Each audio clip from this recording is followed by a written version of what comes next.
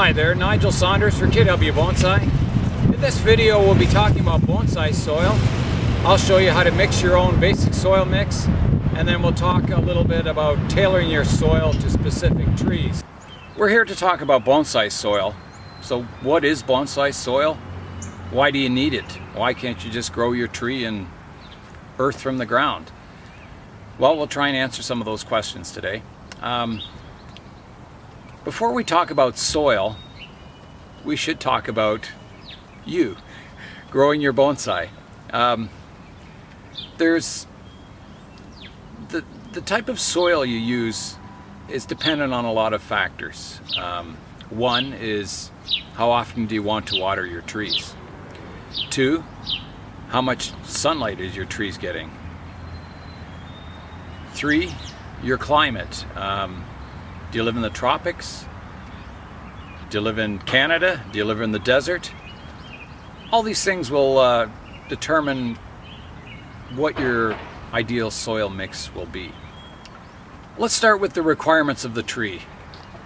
Trees need several of the elements to remain healthy.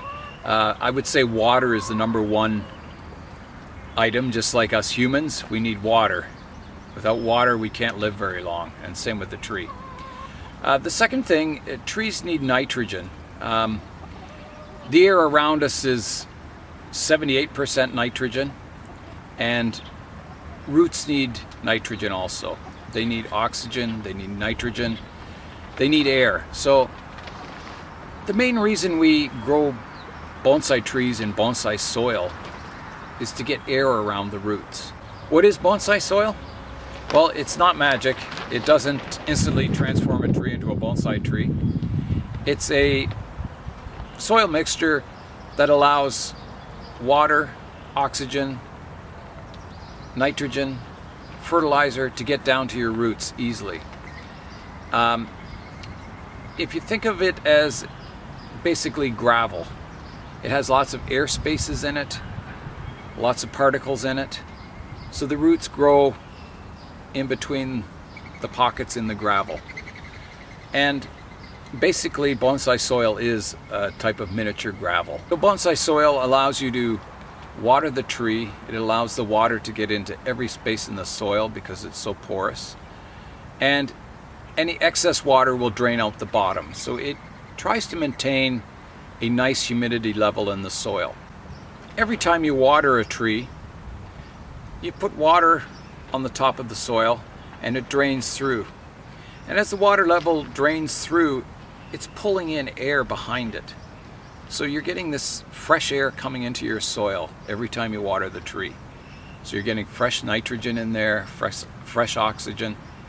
So you're exchanging the gases in your soil every time you water. Bonsai soil, because of the particles and the air spaces, it tends to dry out more evenly than if you had a really fine clayish type soil.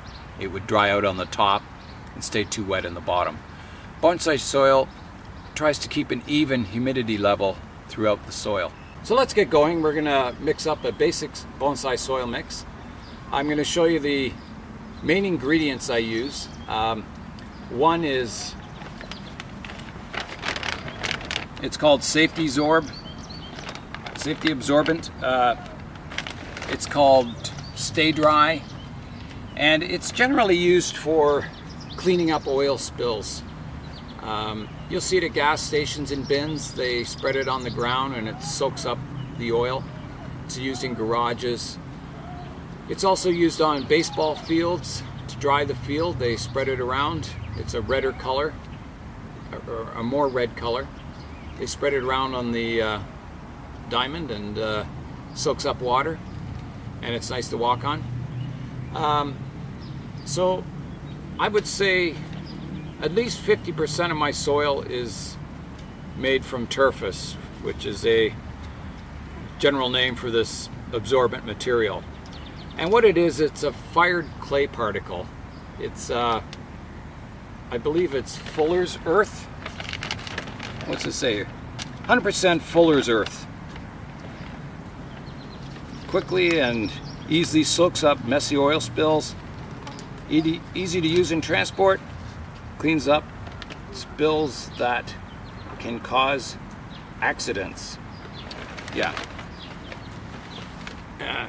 It's also sold as a soil additive for garden soil and that.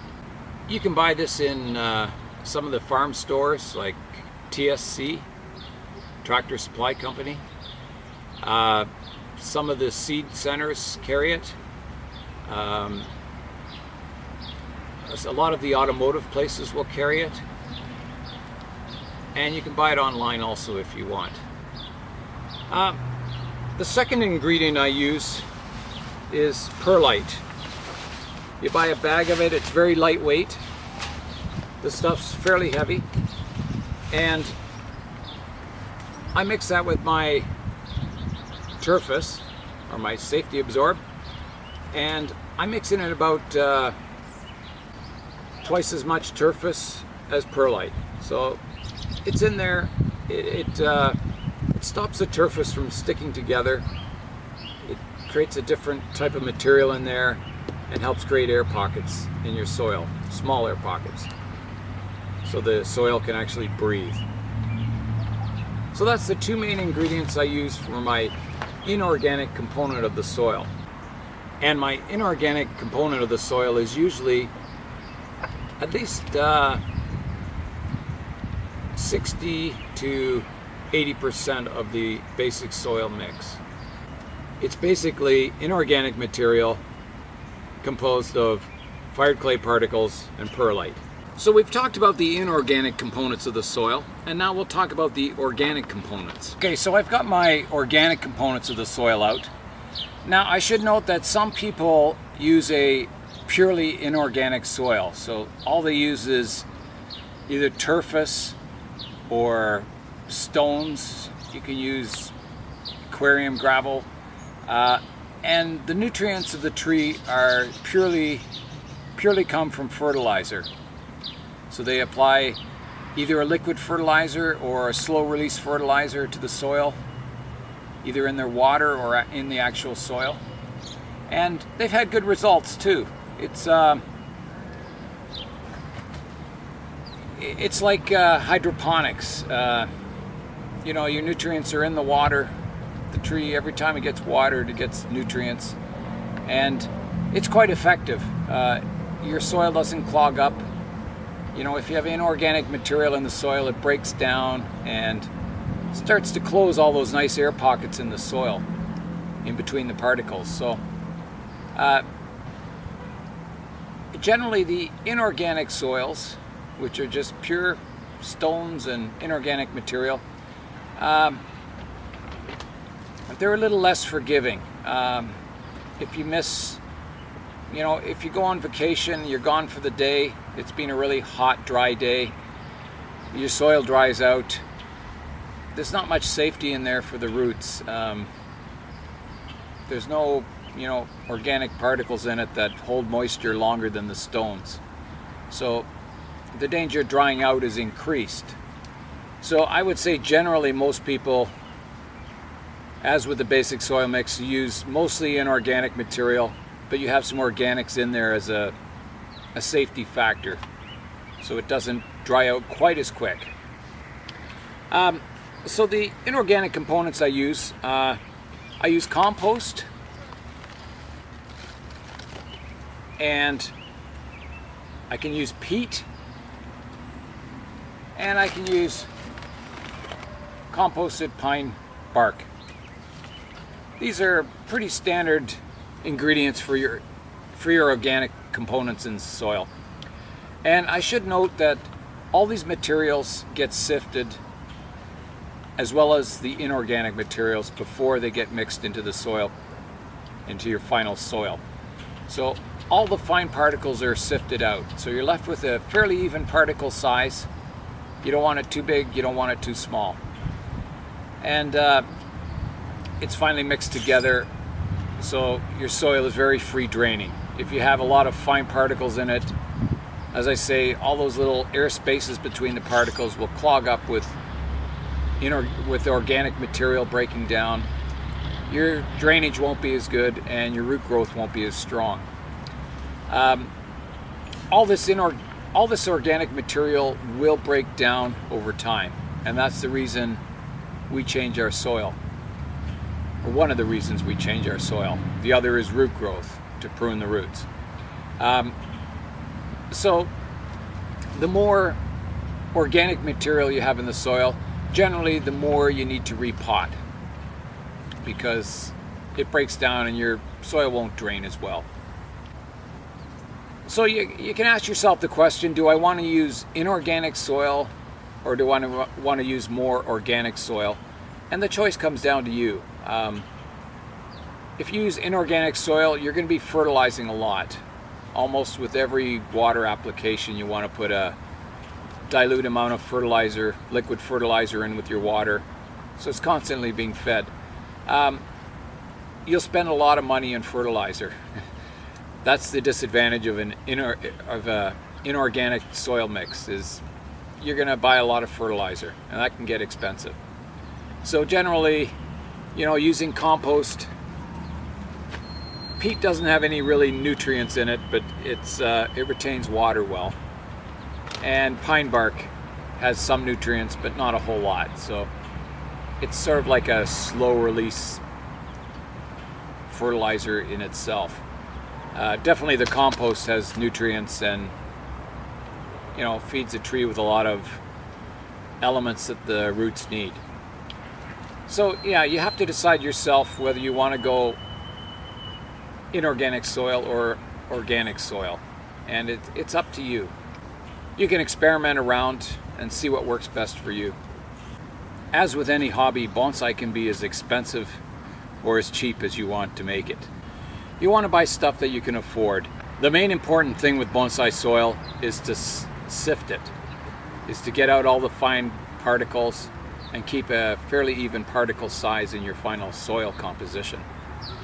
So we're going to start making our soil now, and we'll go through step by step and show you how I make my basic soil mixture with ingredients that I find in the local area.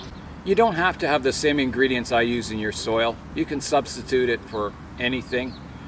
You can substitute your turfis for aquarium gravel. You can get gravel from the beach. Yeah, you can use a lot of different materials to make soil. The main thing is that you sift it to get an even particle size. So we'll start with sifting our turfis. And out of a bag like this, you'll probably get 70% usable particles, and probably 30% will be too fine, and it'll go in another bin. So what you need is a sifter, and I bought these from Lee Valley Tools. They sell them in the garden center. It has about a 1/8 particle size, or 4 millimeters. They're stainless steel. Unfortunately, the mesh in here isn't stainless steel, so it's getting a bit of rust on it, so you might want to keep them out of the rain. So we'll start. I just scoop out 2 scoops, and I sift over this bin, which is my fine particle bin that I discard or use for smaller bonsai trees. And you want to sift outdoors because it's fairly dusty. So you just shake it around in here. All your fine particles come out the bottom.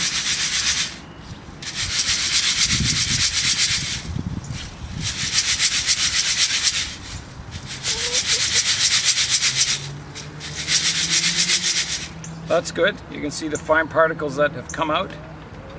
They're still good stones, but they're smaller. And then you put your sifted turfis into your final bin that you'll mix your soil in. We'll do one more.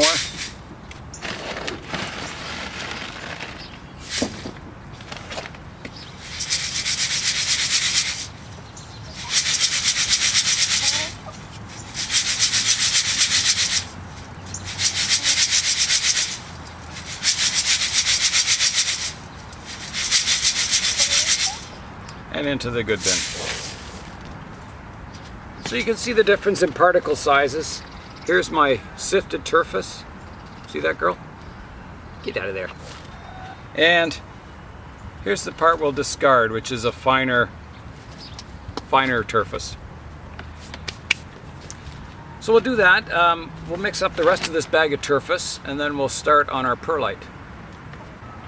So I've got my turfis sifted out here, and next we'll start on our perlite.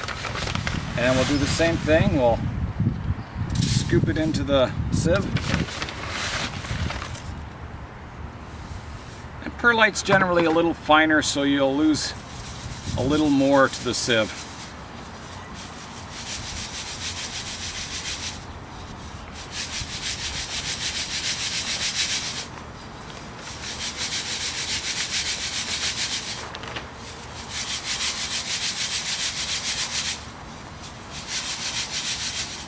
There. Put that in our bin. Scoop another one.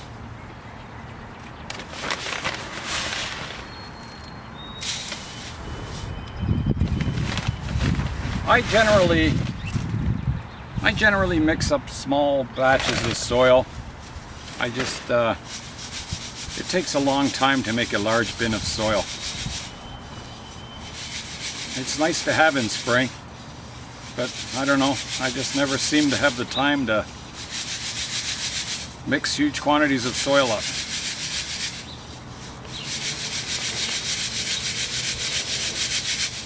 There we go. You can see all the fine stuff in here. Still feels good. And you want to make sure all your soil materials are dry before you sieve them. Makes it a lot easier, it doesn't clog up the mesh here.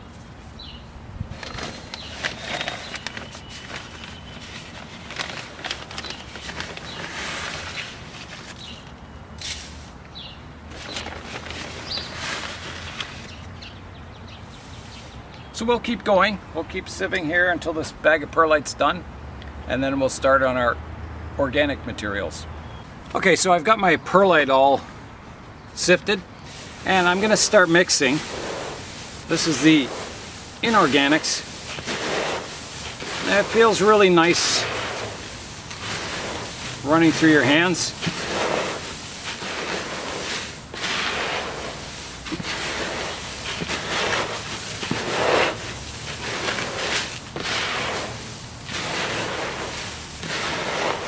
With different colored soil particles like this, you can tell when it's mixed well, because it's an even distribution of particles, so it sort of helps you out.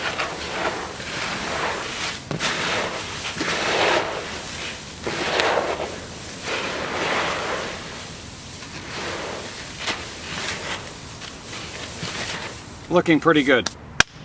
So with the perlite, usually with a bag of perlite you get about 50% usable and 50% that's too fine. So the next ingredient we're going to mix up is the peat, and generally we get even less out of this. There's a lot of fine stuff in here. There's a lot of really coarse stuff. So we'll sift that up. If you get big chunks like that, you can just break it up with your hand.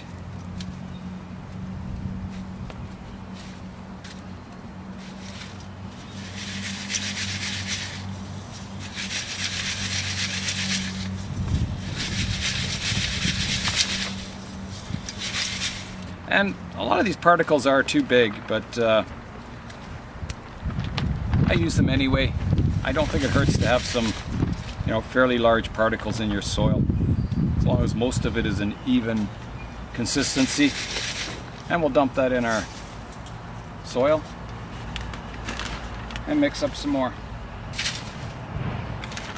or sieve some more.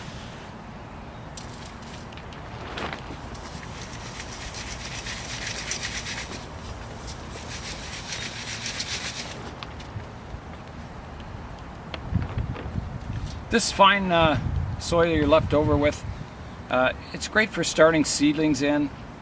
You can put it in the garden to grow vegetables in. It's actually pretty good stuff. It doesn't drain as nice as the sieve bonsai soil, but it's still pretty good stuff.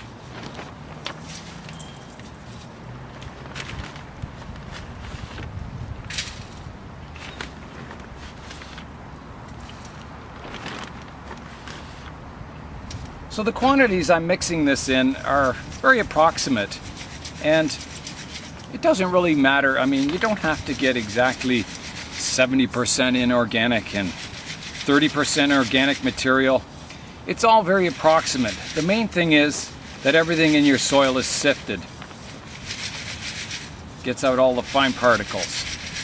The actual, ratio of the different ingredients isn't that important. The next ingredient will be putting some compost in. The compost I use is from our composter at home. We just put vegetables, no meat products in it, just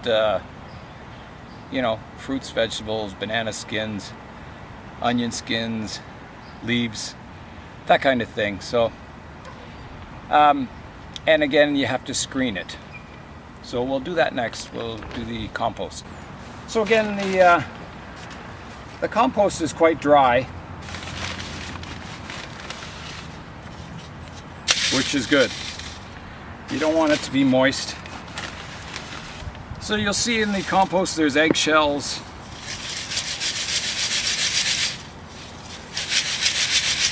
a lot of stuff. You can break up some of these bigger chunks.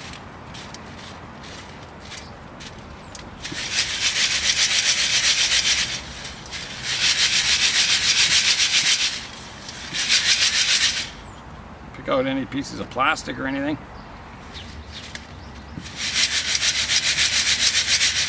There we go. And again, we'll mix our batch of soil here to get it all mixed in.